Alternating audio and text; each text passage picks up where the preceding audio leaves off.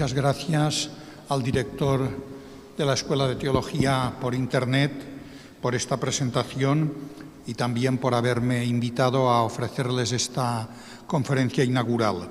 Gracias al Padre Provincial por su presencia, por supuesto a todos ustedes y a los que nos siguen a través telemáticamente.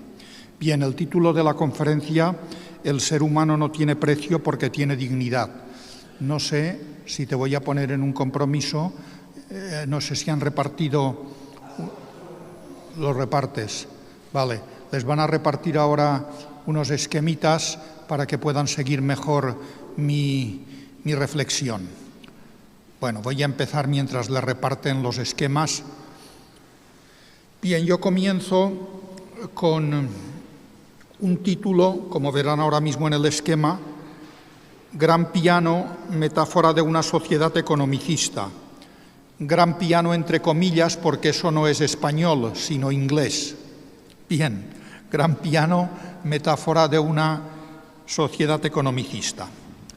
Bueno, los pianos de cola tienen una tapa superior que se puede abrir, de manera que los sonidos producidos por las cuerdas salen al exterior sin barreras de ningún tipo.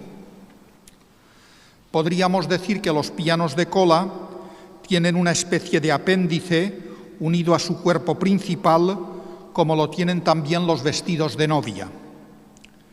Digo todo esto porque la manera inglesa de denominar al piano de cola podría ser una buena metáfora de uno de los paradigmas reinantes y condicionantes de la moderna sociedad.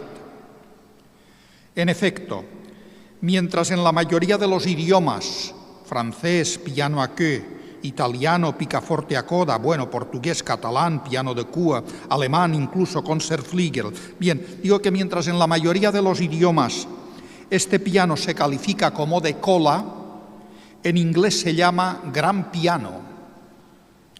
A este respecto, el filósofo y ensayista surcoreano Byung-Chul Han ha notado, comillas, que los ingleses no perciben la bella forma arqueada del piano de cola, sino solo su tamaño. Para comentar a continuación, en su esencia, este idioma es una lengua económica. Por eso en nuestro mundo, atravesado de arriba abajo por la economización, todos hablamos exclusivamente inglés. Ahora comprenderán, sigo citando al filósofo surcoreano, ahora entenderán por qué amo tanto el idioma alemán. No es una lengua económica, sino plenamente poética. Fin de la cita. Evidentemente, las lenguas no son ni económicas ni poéticas, pero es posible atribuir determinados estereotipos a algunas lenguas. La filosofía al griego, la teología al latín y la economía al inglés. En nuestro mundo, el inglés se ha convertido en la lengua franca porque es aquella en la que se hacen los grandes negocios y en la que se entienden todos los que manejan el dinero. Aunque nuestro Papa Francisco también sabe utilizar buenas imágenes cuando el Papa se refiere a las tendencias del mundo actual que obstaculizan seriamente el desarrollo de la fraternidad universal, el Papa no se anda con rodeos. Según el Papa, todas estas tendencias contrarias a la fraternidad pueden resumirse en una palabra estrechamente relacionada con una ideología: individualismo, resultado de una mentalidad económica liberal que conduce a pensar solo en los propios intereses y a utilizar a los demás en mi propio provecho. La economía que rige la política del mundo moderno está fundamentada en esta ideología individualista. Todo se orienta al propio provecho, solo importan las ganancias. Todo tiene un precio.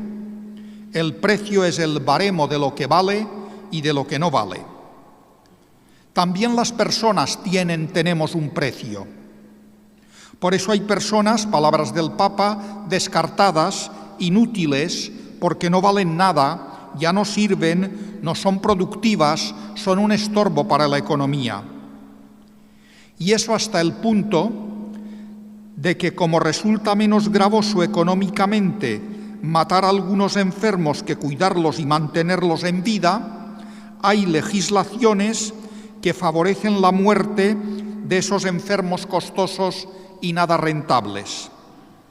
La salud tiene un precio muy alto y el suicidio uno muy bajo. El coste de las drogas necesarias para practicar una eutanasia o suicidio asistido a un paciente es del orden de los 35-40 euros, mientras que el coste promedio de los cuidados paliativos hasta el final de la vida se sitúa, si los datos que yo he leído son buenos, entre los 35.000 y 45.000 dólares o euros. Bien, segundo punto de mi reflexión, después de esta descripción de la sociedad moderna como economicista, el ser humano no tiene precio porque tiene dignidad. Decir que la persona no tiene precio porque tiene dignidad es situarse en un paradigma distinto y en ocasiones opuesto al paradigma tecnocrático e individualista. En este nuevo paradigma, donde la dignidad es el criterio de la valoración, no importa el precio, sino el ser. La cantidad, la utilidad, no son medidas apropiadas para valorar al ser humano, sino otras que se sitúan en un terreno que está más allá de lo medible. Otras medidas en las que no hay escala de comparación, porque cada ser humano vale por sí mismo y no puede ser sustituido ni equiparado por ninguna otra cosa, por ningún otro ser. Cada uno es único e insustituible, por tanto, su valor es infinito.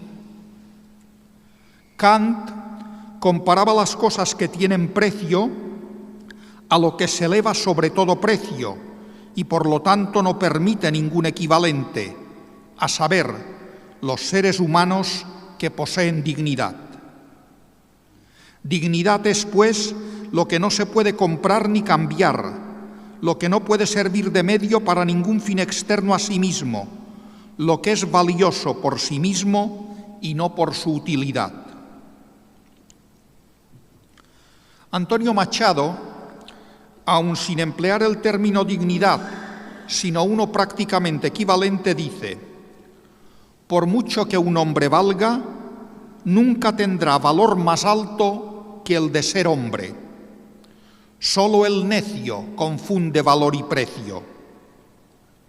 Bueno, pues si es cierto el diagnóstico economicista de nuestra sociedad, uno se pregunta si el mundo está lleno de necios. Podríamos darle un sentido positivo a esta expresión de Machado, un sentido positivo que sirva como advertencia para todos, a saber, todos conocemos el precio de todo, pero muchos ignoramos su valor, sobre todo el valor de las cosas verdaderamente decisivas, porque esas no tienen precio, aunque les atribuyamos uno.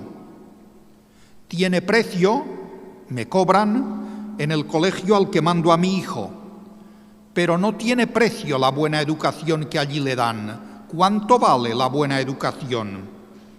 Tiene precio el vestido de boda, pero no tiene precio el amor. Lo verdaderamente valioso no tiene precio, y cuando le ponemos precio, lo destruimos. Pero no nos desviemos de nuestro tema y de su palabra más representativa y clave. La dignidad no es algo que se adquiere, es algo que se tiene. Cada uno la recibe con el ser y la vida. Eso significa que cada ser humano vale por sí mismo, que no es intercambiable con nada ni con nadie, precisamente porque es único. Cada ser humano, voy a citar ahora a Tomás de Aquino, cada ser humano tiene un valor absoluto. La dignidad dice Santo Tomás, es algo absoluto y pertenece a la esencia de la persona. Puesto que cada persona tiene valor por sí misma, nadie tiene derecho sobre otra persona. Más que derecho, lo que tenemos ante los otros es responsabilidad. La responsabilidad de tratarlos como seres con valor intrínseco y responder de ello en caso de no hacerlo. Para que la dignidad sea reconocida y respetada, es necesario que yo me reconozca en el otro, que lo vea como mi igual, alguien que tiene sentimientos y necesidades similares a las mías, alguien que es como yo, otro yo. Todos formamos parte de una humanidad única. Llegar a este reconocimiento no ha sido fácil. Nos ha costado superar eso de que hay razas superiores e inferiores, que hay un sexo fuerte y otro débil, que unos somos mejores que otros. Por este motivo, Tomás de Aquino afirma claramente que la acepción de personas es pecado, o sea, se opone a la voluntad de Dios. Cierto, reconoce el santo doctor, tenemos necesidades y posibilidades distintas. En este terreno no hay que tratar a todos de la misma forma. Pero cuando el santo habla de acepción de personas, se refiere a la discriminación no en razón de las distintas necesidades o trabajos que uno pueda hacer, sino a la discriminación en razón, dice el santo, de que es tal hombre. Y pone dos ejemplos distintos de los que antes yo he citado, pero igualmente válidos. Dice, se le discrimina porque es rico o pobre, o porque es mi pariente o no lo es. Solo si reconozco al otro como otro yo, más allá de mis intereses, de mi forma de pensar o de la utilidad que pueda reportarme, solo entonces me sitúo en el camino adecuado para reconocer que el otro tiene derechos tan inalienables como los míos. Más aún, solo entonces estoy en condiciones de reconocer que un atentado a sus derechos es una ofensa a mi propia dignidad y de escandalizarme o sentirme interpelado ante aquellos actos que claman al cielo porque dañan al más digno de los habitantes que habitan bajo el cielo. Sin ese reconocimiento del otro como otro yo, necesariamente lo considero un objeto. Entonces el otro no vale nada y es perfectamente prescindible. Ese es el problema que se plantea, por ejemplo, a la hora de hablar de la vida del no nacido. Lo miro como a una persona o como a un puñado de células. Bien, paso al siguiente punto de mi esquema, el fundamento teológico de la dignidad humana. El fundamento teológico de la dignidad humana y, por tanto, de los derechos y deberes humanos se encuentra en la confesión de Dios, creador del ser humano a su imagen y semejanza. Esta confesión contiene una doble afirmación. Primero, todos los seres humanos tienen el mismo origen, forman una sola familia, todos somos hermanos porque tenemos el mismo Padre. Y segunda cosa que se afirma, cuando se dice que el ser humano ha sido creado a imagen y semejanza de Dios. Todos los seres humanos han sido creados a imagen de Dios, o sea, Dios se refleja en cada uno de ellos. Más aún, Dios comparte algo de sí mismo con la criatura, de modo que un atentado contra el ser humano es un atentado contra Dios. ¿Cuál es la verdad fundamental de la afirmación del hombre o del ser humano como imagen de Dios? A mi entender, la respuesta no ofrece ninguna duda. Dios es la medida de lo humano. Por eso, el humano no se comprende plenamente sino en referencia a Dios. Más que del barro, el ser humano procede de Dios, para volver a Dios y no al barro. Más que resultado de una evolución natural, que también, el hombre es producto de una voluntad libre que lo ha querido como tal. La relación con Dios no se superpone a una naturaleza humana ya consistente, sino que desde su origen entra en la misma estructura, en la misma estructura del ser humano. No puede darse, pues, ninguna respuesta cabal sobre el hombre que no tenga en cuenta su relación a Dios. La excelsa dignidad del ser humano proviene de su relación con Dios.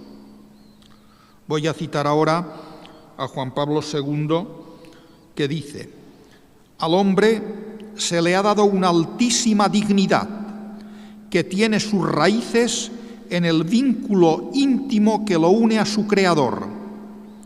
En el ser humano se refleja la realidad misma de Dios. Al hacerlo a su imagen, sigo citando a Juan Pablo II, Dios comparte algo de sí mismo con la criatura. El libro del Eclesiástico reconoce que Dios, al crear a los seres humanos, de una fuerza como la suya los revistió, a su imagen los hizo. Esta fuerza no se refiere únicamente al dominio que tenemos sobre el mundo, sobre las bestias de la tierra y a nuestra supremacía sobre las cosas. Se manifiesta sobre todo en las facultades espirituales más características del ser humano, como la razón, el discernimiento del bien y del mal, la voluntad libre. Ahí están las claves para entender la imagen de Dios en el humano. Creándonos a su imagen, Dios nos regala lo más propio suyo: razón y libertad. Razón y libertad para poder amar con buenas razones y sin ninguna coacción. El ser humano está dotado de inteligencia, tiene capacidad para razonar, es un ser lógico como Dios es logos.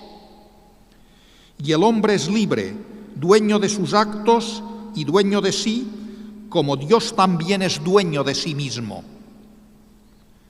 Dios ha querido dejar al ser humano, cito a la Gaudium et Spes, Dios ha querido dejar al ser humano en manos de su propia decisión. Hay un texto de Tomás de Aquino, sintético e iluminador a un tiempo, sobre la razón y la libertad como expresiones de la imagen de Dios en el ser humano. Cito a Santo Tomás: cuando decimos que el hombre ha sido hecho a imagen de Dios, entendemos por imagen un ser dotado de inteligencia, libre albedrío y dominio de sus propios actos. Y paso al punto siguiente: la inviolabilidad de la persona, consecuencia de la imagen. Bien, el texto bíblico sobre la creación del ser humano a imagen de Dios insiste en que todos los seres humanos, sin excepción, son imagen de Dios. Esto significa que todos y cada uno de los seres humanos son iguales. Bajo el señorío de Dios se instaura la fraternidad humana. Del hecho de que todos los seres humanos, en su igualdad fundamental, poseen esta relación peculiar con Dios, se deduce que todo hombre posee un valor absoluto e incondicional, un valor que va más allá de su aparente caducidad, un valor que va más allá de lo que tiene o de su mayor o menor utilidad, un valor que va más allá de sus indignos comportamientos. Incluso los seres más perversos e inmorales conservan su dignidad ontológica. Cada humano es el alter ego de Dios y, por tanto, un atentado contra el ser humano es un atentado contra la dignidad de Dios. La frase que viene ahora es de Juan Pablo II, me parece una frase fabulosa. La inviolabilidad de la persona es reflejo de la absoluta inviolabilidad del mismo Dios. La inviolabilidad de la persona es reflejo de la absoluta inviolabilidad del mismo Dios. Esta inviolabilidad, consecuencia de la imagen de Dios, la expresa el texto bíblico al prohibir verter sangre humana, porque a imagen de Dios hizo él al hombre, Génesis 5:6. La vida humana tiene un carácter sagrado e inviolable en la que se refleja la inviolabilidad misma del Creador. Y eso hasta el punto de que ni siquiera el homicida pierde su dignidad personal y Dios mismo se hace su garante, cosa que aparece manifiesta en el libro del Génesis cuando Caín no sabe ser el guardián de su hermano y sin embargo hay que leer la historia hasta el final. Dios se convierte en el guardián de Caín, protegiéndolo y defendiéndolo contra aquellos que quieren matarlo para vengar así la muerte de Abel. La inviolabilidad de la imagen de Dios no solo tiene un sentido negativo claro y absoluto, no matarás. Tiene también un sentido positivo no menos absoluto. Pues hay muchas maneras de matar a alguien. Se puede matar a uno porque se le clava un cuchillo, pero también porque no se le atiende debidamente en su enfermedad, porque se le mete en una mala vivienda, porque se le quita el trabajo o se le obliga a realizar trabajos penosos, porque lo llevan a la guerra, porque le impiden cruzar una frontera o porque le abandonan en una patera en el mar Mediterráneo. Desgraciadamente, muy pocas de esas cosas están prohibidas en nuestros estados. La inviolabilidad de la persona tiene su culmen en el mandamiento positivo que obliga a hacerse cargo del prójimo como de uno mismo. Vuelvo a citar a Juan Pablo II. Jesús explicita con su palabra y sus obras las exigencias positivas del mandamiento sobre el carácter inviolable de la vida. Van desde cuidar la vida del hermano a hacerse cargo del forastero hasta amar al enemigo. Fin de la cita. La vida, digo yo, hay que defenderla en su totalidad y en todas sus dimensiones.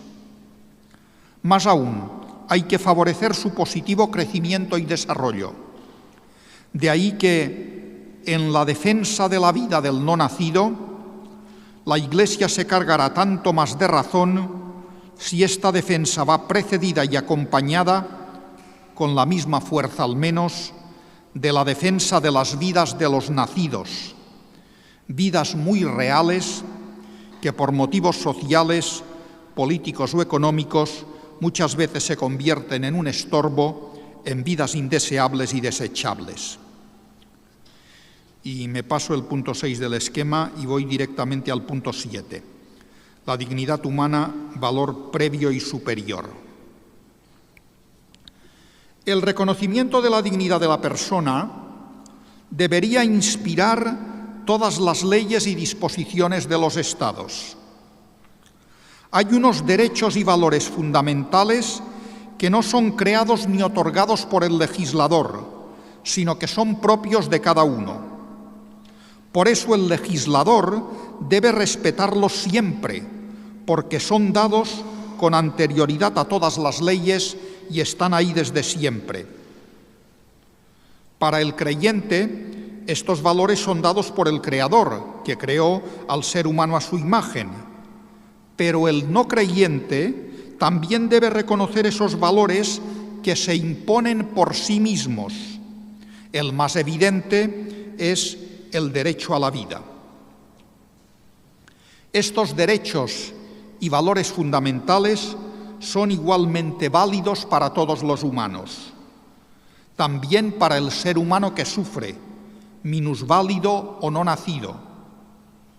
Desgraciadamente, hoy se está imponiendo un concepto de moral en el que parece que es legítimo y hasta recomendable todo lo que es posible o lo que favorece determinados objetivos ideológicos. No hay cosas buenas o malas en sí mismas. Todo depende de las consecuencias que pueda tener una acción concreta. Pero no todo lo que se puede hacer, no todo lo que se puede hacer se debe hacer. De lo contrario, viviríamos en un mundo inseguro. ¿Acaso son convenientes todo tipo de manipulaciones genéticas o la creación de bombas atómicas? ¿No deberían determinados experimentos estar sometidos a un control? Sin duda, la exclusión de Dios de la conciencia pública ha hecho que desaparezcan determinados valores que estaban profundamente arraigados en la conciencia de las personas, bien por propia convicción o bien por influencia social. Hoy es necesario que los cristianos demos un buen testimonio y seamos promotores de esos valores fundamentales que son consustanciales a la dignidad de la persona. Pero es igualmente necesario que entremos en el debate público y ofrezcamos razones de tales valores que con fe o sin fe en Dios brotan de la esencia de la vida y de la naturaleza. No hacer a otro lo que no quieras que te hagan a ti. Ese es el principio regulador de toda relación humana.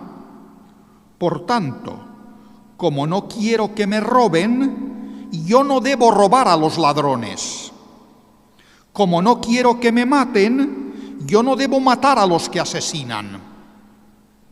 Ese es el mínimo humano, sin que eso excluya naturalmente la posibilidad de defenderse y de controlar a quienes hacen el mal. El cristiano va más allá. No se trata solo de tratar a los demás como quiero que ellos me traten, sino de devolver bien por mal. El precepto en negativo es racional y humano: no matar, no privar a nadie de lo suyo. En cristiano, el precepto se convierte en positivo: dar vida, ayudar a que surja la vida, compartir los bienes con los que no tienen, ser generoso con todos, incluso con los que no se lo merecen.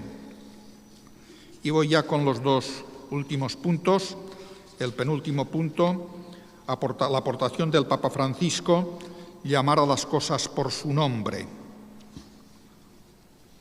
Bien, con fecha del 8 de abril de 2024, el Dicasterio para la Doctrina de la Fe hizo pública una declaración sobre la dignidad humana totalmente ajustada al magisterio del Papa Francisco.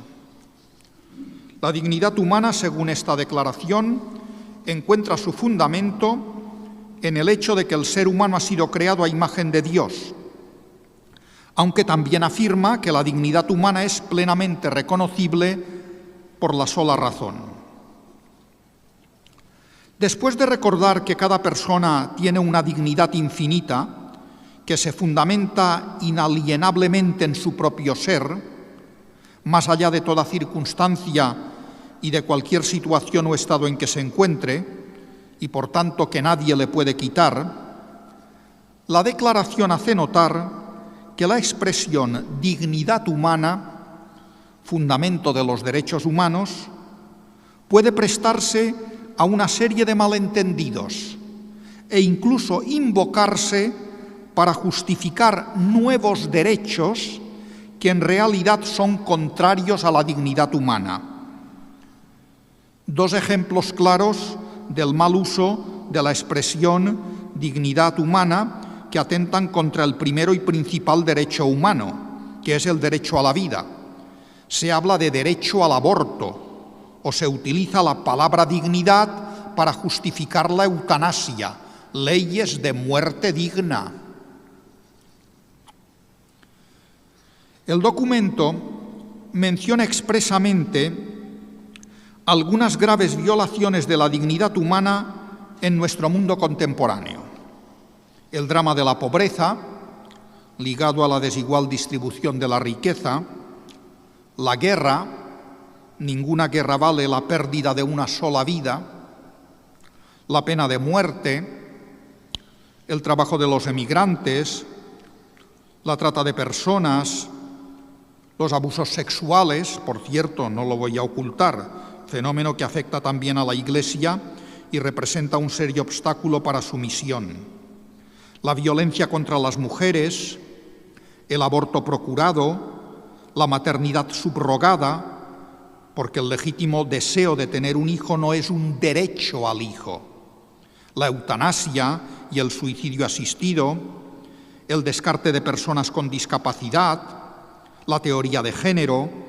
La vida humana es un don de Dios que debe ser acogido con gratitud. El cambio de sexo, lo creado nos precede y debe ser reconocido como don. Cosa distinta es que una persona afectada por anomalías genitales pueda recibir asistencia médica para resolver esas anomalías. Bien, otro drama, otro atentado a la dignidad, la violencia digital. Lo digital es bueno, pero no lo es la explotación, la manipulación y la violencia. Y finalmente también es contrario, según este documento, también es contrario a la dignidad humana que en algunos lugares se encarcele, torture e incluso prive del bien de la vida a no pocas personas únicamente por su orientación sexual. El documento, por tanto, afirma no solo el derecho a la vida, sino el derecho de todas las vidas a vivir dignamente. ¿La lista de violaciones que ofrece es completa? Sin duda que no. En cualquier lista siempre hay ausencias. Pero las presencias enumeradas por el documento vaticano son todas buenas y necesarias. Me atrevo a enumerar una ausencia que me parece muy actual y sobre la que también se ha pronunciado Francisco. Me refiero a las consecuencias negativas. Es un tema sobre el que la teología me parece a mí que tendrá que entrar en los próximos años, las consecuencias negativas que podrían derivarse de un mal uso de la inteligencia artificial, un mal uso en campañas de desinformación que difunden noticias falsas y pueden condicionar nuestros hábitos mentales, no buscando precisamente nuestro bien, sino el interés del que manipula las máquinas, que naturalmente es el que tiene poder y dinero. Algunas de las violaciones nombradas por el documento han sido siempre denunciadas por la Iglesia. De otras, se ha adquirido conciencia en el curso de la historia, a base de una mejor comprensión de la antropología, de una mejor lectura de la Biblia, de las nuevas necesidades que surgen y de las nuevas experiencias que se tienen. Sin embargo, un documento como este era bien necesario porque en los últimos años algunas violaciones de la dignidad humana han adquirido nuevas urgencias y nuevos rostros. Y por eso el Magisterio ha tomado nuevas posturas teniendo en cuenta estas nuevas situaciones. A propósito de la denuncia de estas violaciones, se ha acusado a Francisco de apartarse de la tradición de la Iglesia. Hace falta tener valor. Bien, un ejemplo reciente y hasta reiterado de este tipo de críticas, lo pueden encontrar por ahí en páginas de Internet, un ejemplo reciente y hasta reiterado de este tipo de críticas argumenta que la guerra justa ha sido defendida hasta muy recientemente por el Magisterio. Estas acusaciones no tienen ningún sentido porque olvidan que la historicidad forma parte constitutiva de la revelación y con más razón de la Escritura, de la tradición y del magisterio que las interpreta. Aduzco una serie de ejemplos de cambios que no son cambios en la fe, sino en la doctrina. Como dijo la Comisión Teológica Internacional, la fe no cambia, la doctrina sí. Se podrían poner 1000 ejemplos. Bien, no voy a ponerlos sobre el bautismo y la penitencia serían otros ejemplos interesantes. Vale. Bien, digo que estos ejemplos de cambios no son cambios en la fe, sino en la doctrina. O por mejor decir, no son cambios en la idea de fondo, que es la defensa de la persona humana, aunque sí son cambios necesarios en los modos y maneras de defenderla. Voy a poner una serie de ejemplos referentes precisamente a la dignidad humana. Hemos pasado de la comprensión y tolerancia con la esclavitud, incluso en el Nuevo Testamento, a la convicción de que toda esclavitud es un serio atentado contra la persona que ofende gravemente a Dios.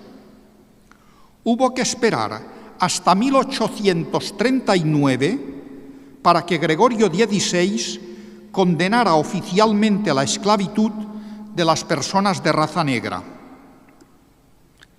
Hemos pasado de una comprensión de la mujer como sometida al marido a un empoderamiento de las mujeres y a una comprensión de la igual humanidad y dignidad de mujer y varón. Hemos pasado de afirmar el derecho natural a la propiedad privada, no tan lejos León XIII Rerum Novarum, bueno, pues hemos pasado de afirmar el derecho natural a la propiedad privada a la afirmación Juan Pablo II antes que Francisco, a la afirmación de la propiedad privada como un derecho secundario, siempre subordinado a su función social y entendida a la luz del principio del destino universal de los bienes creados. Y hemos pasado de una consideración de la guerra justa, hago un paréntesis, en realidad Tomás de Aquino entendía por guerra justa el derecho a la legítima defensa ante agresiones injustas. Pero bueno, hemos pasado de esta consideración de la guerra justa a considerar la guerra como totalmente injustificable, entre otros motivos, porque la capacidad de destrucción es tal que escapa a nuestro control y afecta a muchas personas inocentes.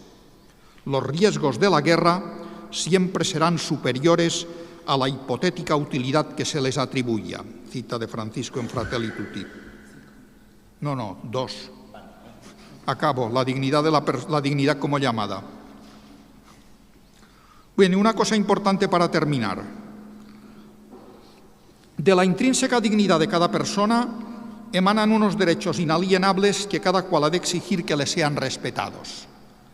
Pero a su vez, cada persona debe respetar los derechos de los demás.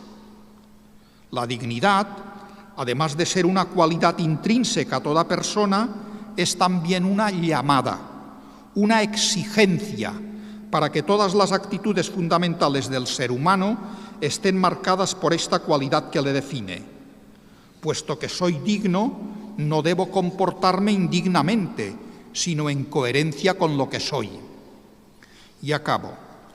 Si queremos simplemente ser humanos, es necesario que nos respetemos a nosotros mismos y nos respetemos unos a otros, por encima de cualquier diferencia. El ser humano debe esforzarse por vivir a la altura de su dignidad. Se comprende entonces en qué sentido el pecado puede herir y ensombrecer la dignidad humana, porque aunque la libertad sea un signo eminente de la imagen de Dios y pertenece intrínsecamente a la dignidad humana, puede usarse también en contra de esa misma dignidad. Por eso acabo con 2 citas bíblicas. La libertad humana necesita a su vez ser liberada. Para la libertad nos ha liberado Cristo, Gálatas 5:1. Una libertad no para servir a la carne, sino para servirnos unos a otros por el amor. Muchas gracias.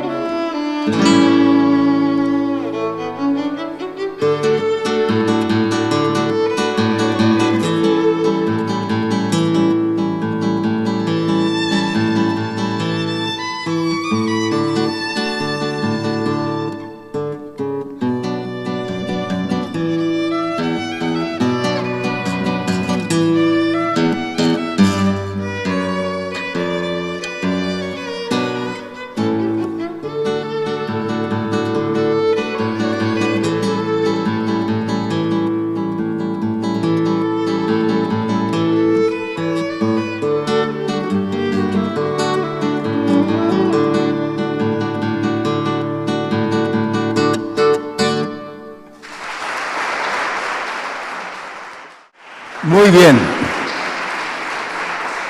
Agradecemos a Comar Música estas tres bellas interpretaciones que nos han servido para realmente darle fuerza, consistencia y belleza, el pulcrum, a este acto de presentación del curso y de graduación de esta generación. Bien, yo los voy a nombrar a los alumnos. Hay algunos que me dijeron que venían y no he tenido el contacto, si el tren, si el avión, esas cosas. Primero voy a nombrar a los que me confirmaron que no podían asistir. Gente de Nicaragua, gente pues, de Ecuador, gente del País Vasco, etcétera, etcétera. Entonces los voy a nombrar a todos, son 9, y como nos están viendo por las redes, al final de los 9 le damos un fuerte aplauso. Acaban su programa de formación teológica don Héctor Hugo Helguera Cantorán, doña María Eugenia Berneta Costa, don Miguel Fernández Pérez, don Mauricio Eliquín Molina Saldaña, don Félix Gandín Moreno, doña Paula María Díaz Chávez, don Tomás Rubio Cifuentes, hermana Marie Rein Zanou y don Manuel Garrido Mora. Para todos ellos, un fuerte aplauso.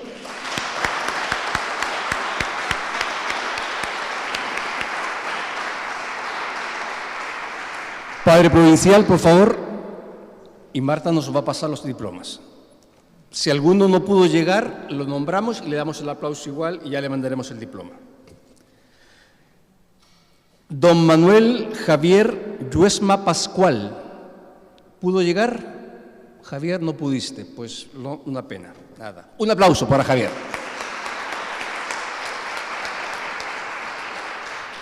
Don Sergio Ruiz Macizo, un fuerte aplauso.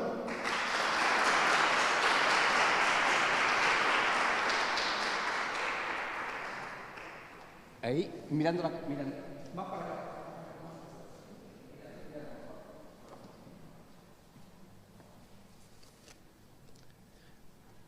Qué bien, muy bien. Don Bonifacio Vega García. Un fuerte aplauso.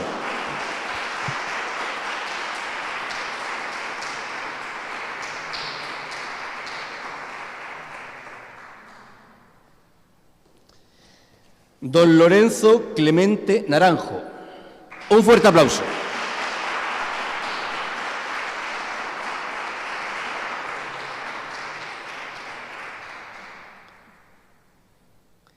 Y quiero que el último aplauso se escuche muy alto porque ella es religiosa de clausura. Ella no hablaba bien, no porque no había nacido aquí, como por otra cosa, y tuvo que pelear con el idioma, tuvo que salir de su monasterio, le han dado permiso, todas esas cosas, y hoy está aquí. Y representa un grupo de personas que están muy agradecidas de poder estudiar con nosotros, que es esta vida de clausura. Y también, con ese aplauso también que se lo llevas al resto de las hermanas de ese monasterio que está estudiando con nosotros. Le damos un fuerte aplauso a la hermana Saya Reina Joseph.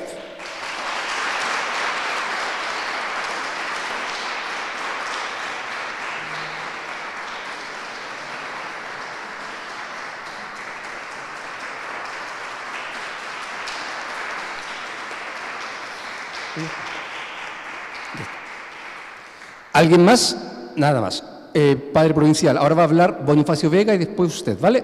Bonifacio, tienes la palabra en nombre de tus compañeros que han egresado. Aquí, si quieres, de aquí, perfecto. En nombre de los alumnos, realizar este agradecimiento. También, por supuesto, darle las gracias al profesor Martín Gelabert, eminente teólogo español y maestro, que nos ha dado una gran clase otra vez. Así que muchísimas gracias. Quiero también saludar afectuosamente al resto de alumnos que nos acompañan tanto de manera presencial como online, y quisiera también hacer una mención especial a los familiares, que aunque no han cursado el curso, pues también han puesto bastante para que aquellos pues, que tenemos otras profesiones o otras tareas hayamos podido dedicar tiempo para hacer esto. Así que muchas gracias también a todos ellos. Por supuesto, dar las gracias a todos los profesores que hemos tenido. yo creo que de un nivel magnífico, a los gestores y organizadores del curso, a la orden de predicadores, por hacer este sueño, para muchos de nosotros, posible, que creo que de alguna manera cristaliza en este siglo de redes sociales e hiperconectividad digital lo profundo del carisma de Santo Domingo de Guzmán y lo actualiza de alguna manera, que es estar en la plaza pública, en las calles, donde ocurren las cosas. Quiero también decir que a lo largo de estos 3 años pues me ha sorprendido gratamente el alto nivel de los temas, la calidad con la que estaban preparados. Sinceramente creo que muchos de ellos además muy actuales. No es simplemente una lectura sencilla, se nos ha obligado a pensar críticamente, a analizar muchos aspectos de la teología a la luz de la historia, yo diría que incluso de la política, y hemos aprendido mucho más que teología. Creo que el nivel de exigencia ha sido largo. En esto tengo que decir que Rodrigo me engañó un poco al principio, me dijo que iba a ser fácil y la verdad es que no. Y quiero recordar en este sentido las largas noches de invierno intentando descifrar, por ejemplo, a Karl Rahner, ¿no? Que pues, se tarda un rato. Quiero también decir que este tipo de cursos son de gran utilidad para diversos tipos de alumnos, en especial aquellos que trabajamos, pero que somos activos en la Iglesia. En mi caso yo soy catequista, principalmente de bautismo, y bueno, pues ha sido de gran utilidad.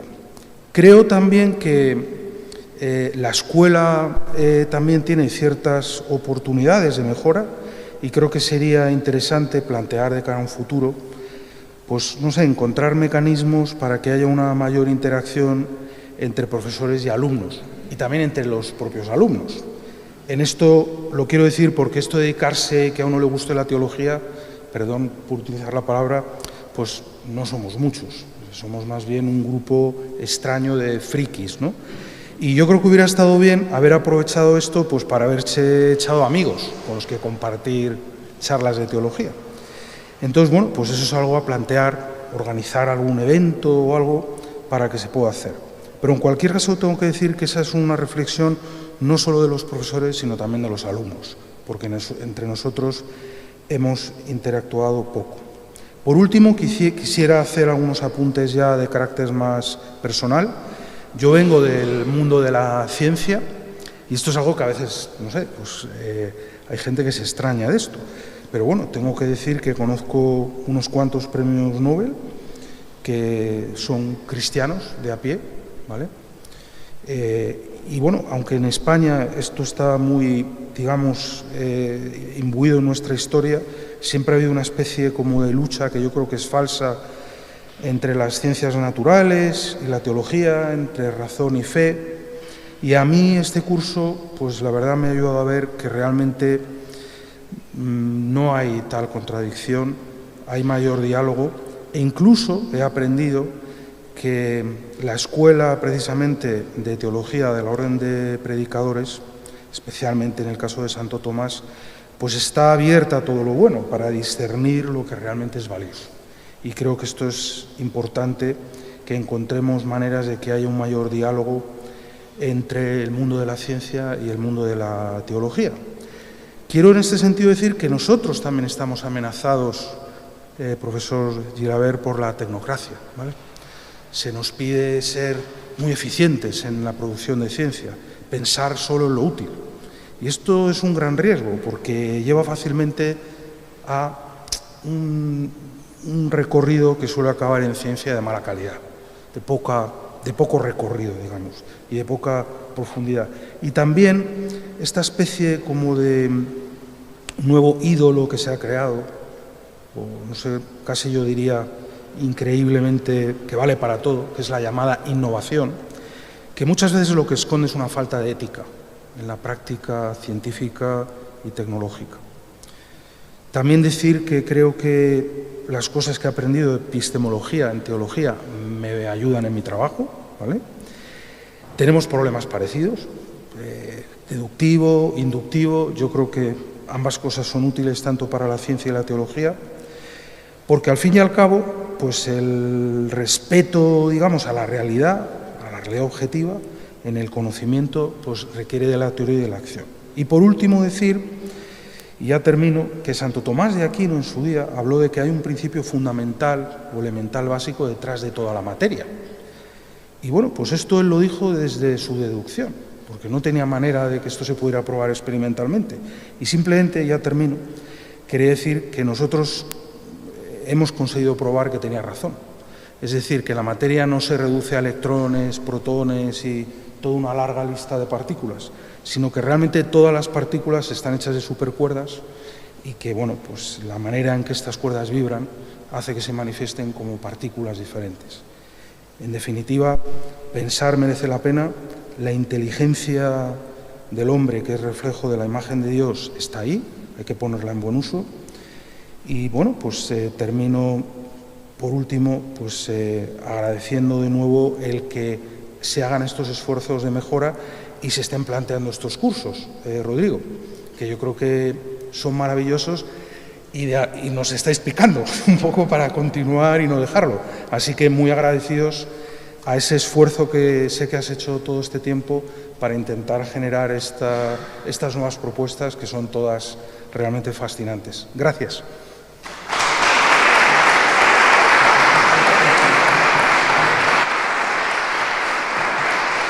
Muchas gracias, Bonifacio.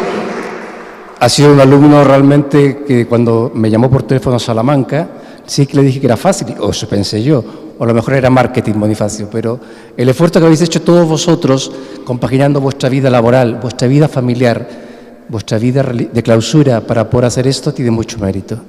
Así que nada, muchísimas gracias. Y tiene la palabra para finalizar el acto el Padre Provincial, Fray Jesús Díaz Sariego. Un aplauso.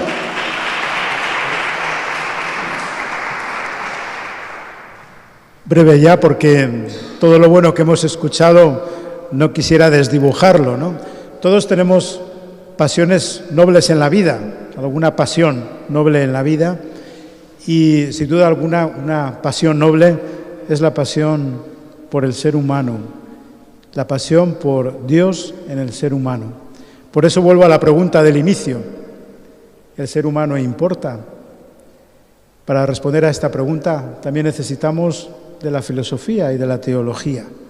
Por eso, para cultivar esa noble pasión por el ser humano, necesitamos, entre otras razones, estudiar teología y estudiar filosofía. Antes de dar por inaugurado el curso, sí, dar las gracias, ¿no? En primer lugar a su director, a Rodrigo, porque Rodrigo tiene dos cualidades muy buenas o dos pasiones muy buenas, ¿no? Aparte de su formación filosófica y teológica, su gran pasión son los medios de comunicación y las redes sociales. Y creo que los filósofos y teólogos necesitamos también un cierto matrimonio, un cierto pacto con las redes sociales para saber transmitir más y mejor esa pasión que está en nuestro interior, como es la pasión por el ser humano. Por supuesto, también al profesor Martín Gelabert por su excelente exposición, por su excelente ponencia, que bien merece volver a ser leída, meditada y me atrevería a decir también aprendida, ¿no?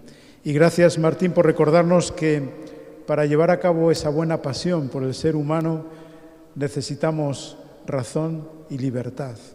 Y creo que en estos dos elementos podríamos cultivar muy bien esa pasión por el ser humano en nuestros días. Y por supuesto, pues también un agradecimiento grande a todos los profesores. El proyecto de la escuela es un proyecto de los dominicos en España. Aquí está también pues Pedro Juan, que es el vicario de una provincia misionera importante en su pasión por el ser humano allá por Asia, también algo en América, y tienen aquí en la provincia un vicariato pues que alimenta y nos ayuda a mantener viva esa pasión, y también en nombre de la provincia de Hispania.